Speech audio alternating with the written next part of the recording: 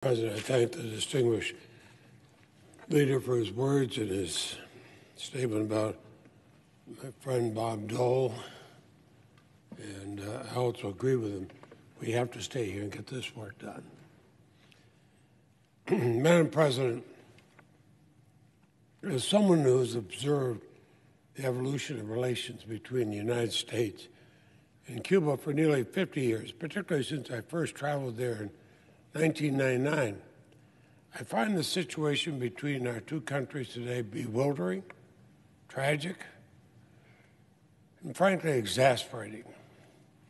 Bewildering because senior administration officials who have publicly and privately acknowledged that the 60-year policy of unilateral United States sanctions, isolation, threats, has failed to achieve any of its objectives over those 60 years. Instead, it's hurt the Cuban people, but they've nevertheless adopted the same failed policy as their own.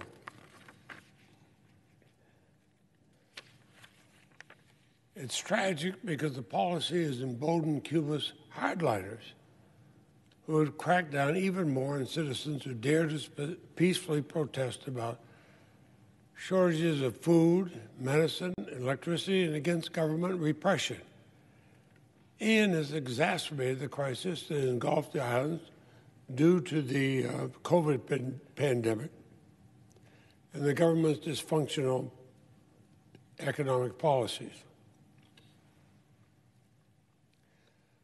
But even more, it's exasperating.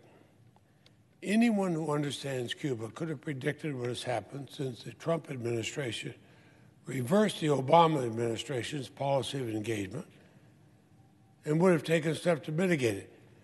Instead, the current policy is just making the situation even worse.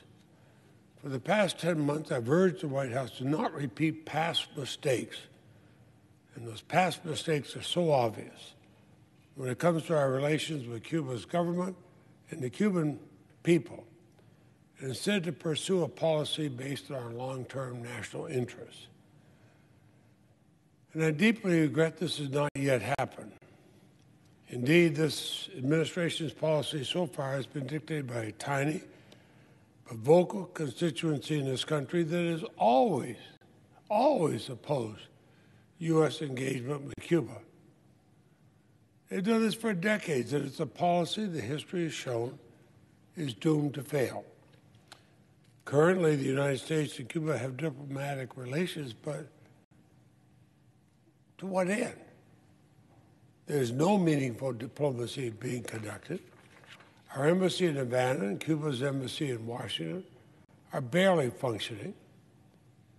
Consular operations have ceased. The dialogues we had with the Cuban government on issues of mutual interest, and we had significant dialogues ranging from law enforcement to human rights to public health. These are dialogues the Trump administration cut off, and for some reason they have not resumed. Now, how can that be in our national interest? While Cuba remains on the list of state sponsors of terrorism due to a last-minute, politically driven, vindictive, and factually indefensible decision of the Trump administration, we continue to have diplomatic relations. Now, is this not irreconcilable? And whatever became of the administration's review of that deeply flawed designation, a review promised months ago? Cultural, scientific, and educational exchanges have largely ended. Now, that's neither justified nor in our national interests. The COVID pandemic provided an obvious opportunity for cooperation between American and Cuban scientists. But that opportunity, like so many others over the years, was squandered due to politics, distrust, and spite. The U.S. Treasury Department continues to block remittances from Cuban Americans to their relatives and families on the island, even though it's their money and not the Treasury's money. Shouldn't Cuban Americans have the right to decide for themselves whether to send their own money to their relatives rather than have that decision dictated by the White House? Remember, those remittances help Cubans be less dependent on the government. It improves their standard of living. It provides the seed capital for Cuba's growing private sector, which today comprises 1/3 of the Cuban workforce, and which both my wife and I have visited many times. The amount of remittances siphoned off by the Cuban government is a small fraction of what some have falsely claimed, and is no more than what other governments charge. I just say, why don't we base our policy on facts rather than on rumors and what might play well domestically? In Cuba,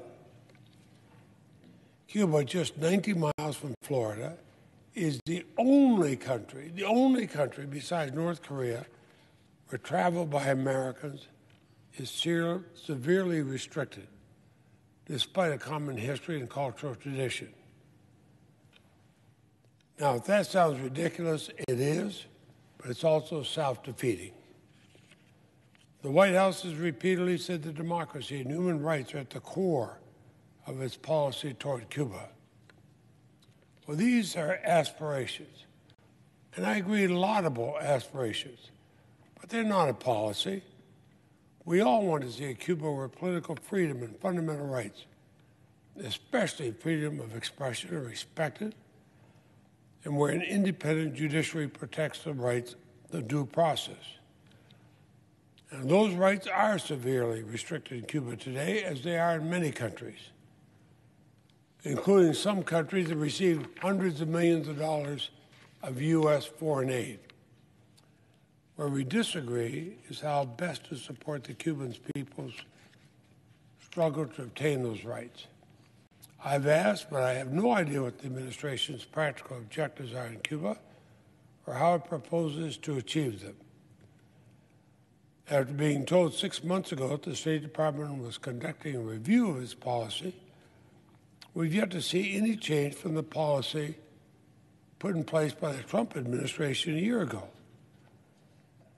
I'm just curious, what happened to the review? And if they actually had the review, what did it say? Now, several administration officials have justified the continuation of President Trump's punishing sanctions because of the public protests in Cuba on July 11th. They just casually say everything changed on July 11th. Well, I agree, Cuba is changing. Access to social media, cell phones, dramatically increased. Attitudes among the younger generation are changing. The Cuban government is making historic, albeit hesitant, reforms to relax restrictions on private business. President Obama's opening to Cuba, which only lasted for 2 years, was instrumental to bring about those changes. So rather than acknowledge the unprecedented progress during that short 2-year period, those who defend the policy of sanctions say Obama's policy of openness failed because Cuba remains a repressive one-party state.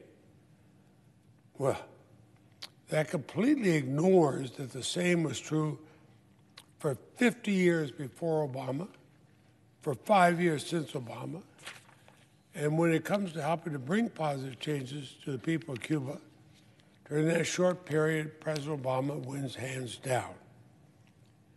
But today, the United States is once again on the sidelines.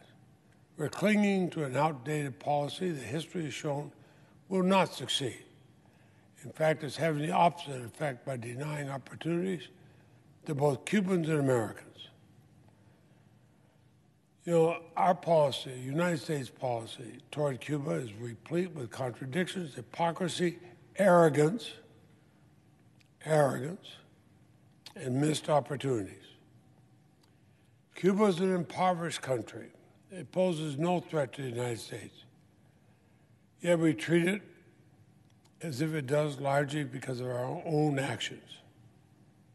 And while we maintain an intricate web of unilateral sanctions that every nation in this hemisphere opposes, the Russians and Chinese are aggressively filling the vacuum, as anyone who visits Cuba today can readily see.